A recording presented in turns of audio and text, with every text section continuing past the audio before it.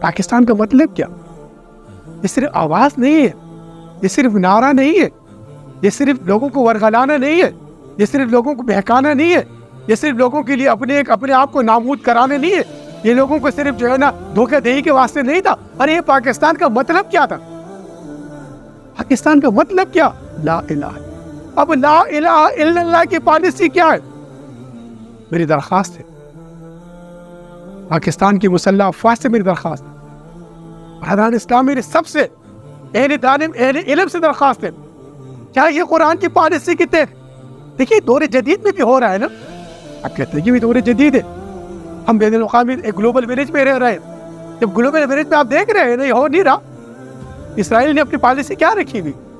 جو بنیادی 48 سے اسرائیل کی پالیسی بنی ہے، کتنے وزیر اعظم بدلے، کتنی حکومتیں آئیں، کتنے نئے پارٹیاں بدلتی گئیں، کیا کوئی بنیادی پالیسی میں معمولی تبدیلی لایا؟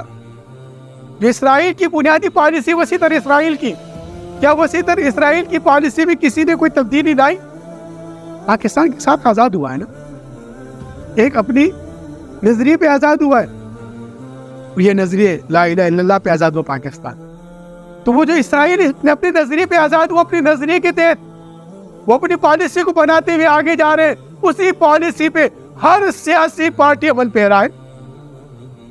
آپ ان کی پالیسی کو اڑا کے پڑھیے، ان کو دیکھ کے تھوڑا غور کیجیے، ہندوستان کی پالیسی ذرا غور کیجیے۔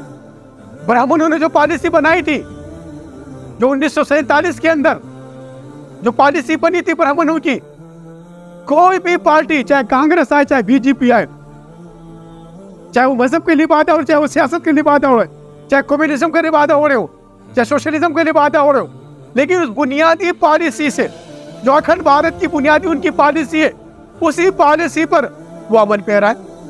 یہ گلوبل ولیج ہے نا برادران اسلام۔ جب آپ خوفزدہ ہو رہے ہیں، آپ اسلامی تعلیمات سے اقدار سے خوفزدہ ہو رہے ہیں، اسرائیل اپنی تعلیمات پہ عمل پیرا ہو رہا ہے، پوری دنیا میں کرونا کے اوپر جناب پابندیاں لگا دے گی، حتیٰ کہ مکہ و مدینہ پر پابندی لگا دے گی، نمازوں پہ، عبادتوں پہ۔ اللہ اکبر، دیوالی گریا پر کس طریقے سے عبادتیں چلتی تھی؟ آپ نے دیکھا ہندوستان کے اندر کمبھ میلہ منایا گیا، کس طریقے سے جناب وہاں پر لوگوں کو اکٹھا کر کے وہ اپنے منتر پڑھتے رہے اپنے اکھنڈ بھارت کے لیے۔